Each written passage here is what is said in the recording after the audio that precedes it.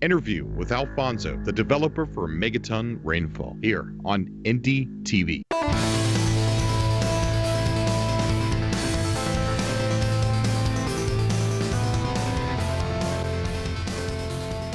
Thank you guys for coming back to another episode of Indie TV. And today we're going to talk about the written interview we did with Alfonso, the developer for Megaton Rainfall. Megaton Rainfall is a first-person superhero game where you are trying to defend the planet from an invasion of aliens set out to destroy Earth. This game is completely after a childhood fantasy of mine that even as an adult I still carry around with me.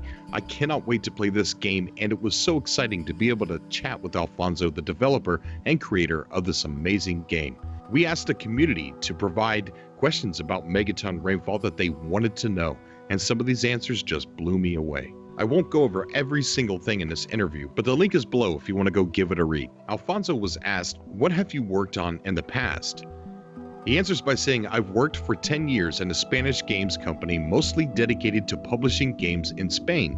It had a small development section, and I worked there programming not-so-known games like FX Football and Navy Moves. The last years, I started to grow demotivated. The games were not very successful, and our department apparently only existed to earn subventions from the Spanish government. So in January 2012, I started to create this pet game in my free time that eventually turned into Megaton Rainfall.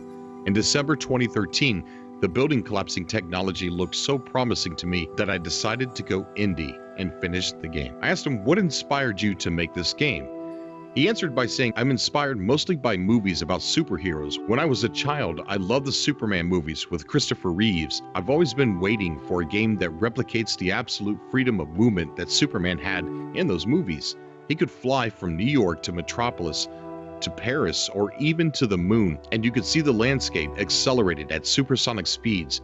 Both things, the real scale of Earth and the supersonic speed, have never been done in a first-person game, although we have more than enough technology to achieve it, but it's an engineering nightmare. Also, the destruction effects you see in blockbuster movies like Godzilla, Independence Day 2012. I'm a programmer mostly interested in rendering techniques and visual effects, and when I see those movies, a part of my brain is thinking, how could those effects, collapsing buildings and giant clouds of debris and smoke and etc., be implemented in real time in a non-scripted, GPU-friendly way?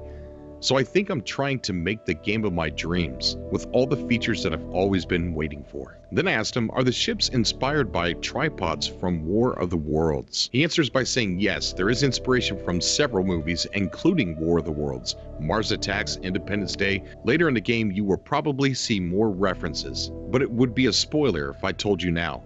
In the final missions, you will see the aliens doing things to the city that you're not going to believe, and that have never been implemented in real time." Megaton Rainfall has been in development for a total of 4 years, 2 years as a hobby and 2 years full-time.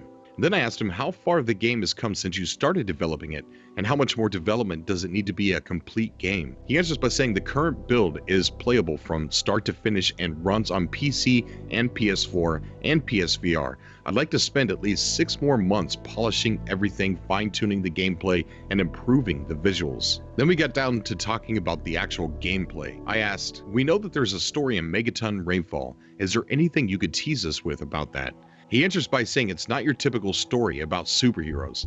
The hero doesn't have an apparent human emotion, a human girlfriend, etc. The story tries to make you see the human beings from afar, to realize how our smallness and insignificance inside the universe can be. The gameplay also tries the same thing. Sounds a lot like Dr. Manhattan if you ask me. So then I asked, how will the story be told to us? "The game has no cutscenes," he replies.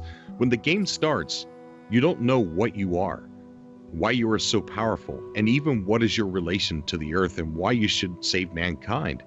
There is a character that guides you through the first missions, and little by little he is giving clues about who you are and what's really going on." So amazing. So the biggest question that I really wanted to ask is, in the trailers, you can see that he leaves the planet, he leaves the solar system, and then he even leaves the galaxy.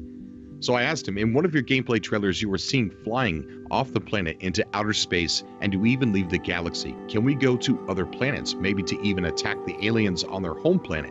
Can you also explore space? He replies by saying yes. At some point in the game, one of your superpowers allows you to leave the Earth and go to outer space. In fact, the game features procedurally generated solar systems and galaxies. It's the natural development of the absolute freedom of movement idea, and it's a way of making profit of the planet rendering technology developed for the Earth. But it's not No Man's Sky. Although I've not played that game, I think Megaton will feature a more realistic, dark, lifeless, cold universe. There will be secondary objectives out there, but I won't elaborate at this point. Is there a player progression? Will we be able to upgrade our characters and his abilities? He answers by saying yes. You'll be earning several superpowers through the game. The powers open new ways to destroy the aliens, but also to make more unintentional damage to humans. You'll have to master every superpower to finish the game, so it's not a skill tree with dozens of barely noticeable upgrades. Another difference with other games is the sensation of power right from the start of the game. You will fly at Mach 8, and your basic shoot can make a skyscraper collapse. Then I asked, can you go down at street level and free roam? He answers by saying yes, you can go down at street level of every city. You'll see pedestrians, vehicles, etc., and they will react to the action and the explosions. Then I ask, will there be a mode where you can just free roam and not worry about the planet's health? He replies by saying a lot of people have asked for free destruction mode. I don't think I have time to make it properly, but it's possible. Anyway, believe me, the game is evilly designed so that way you can make a lot of collateral damage. It's very fun when I see testers unintentionally destroy buildings and streets. They always say, oops, sorry down there, and it's very fun. Also, some testers do far more damage than the aliens do. Another difference with other action games is that you are completely indestructible. You have no health bar, but the cities do have one. And if you let the aliens do their job, or you unintentionally destroy too many buildings, it will be game over. Some people need several minutes to realize that it's not Call of Duty, and you need to think first and shoot later. The rest of the interview covers the cities are all procedurally generated, so are the planets, the galaxies, and all of the solar systems. There is no day and night cycle, but you can go to the night and day side of the planet. At the moment, there is not going to be a physical release for the game. It's going to be digital only. But as we know, things like that can change. As far as Xbox One, mobile, and Mac, he would definitely like to see it on Xbox One. He doesn't think mobile can handle it though. He cannot confirm on Xbox One, mobile, or Mac at this time. But the interview is a great read. If you want to go ahead and read it, click the link below in the description. Such an amazing game, and I cannot wait to play it. As always, I love you guys. Thank you so much for being here. My name is Cobra, and you have been watching NDTV.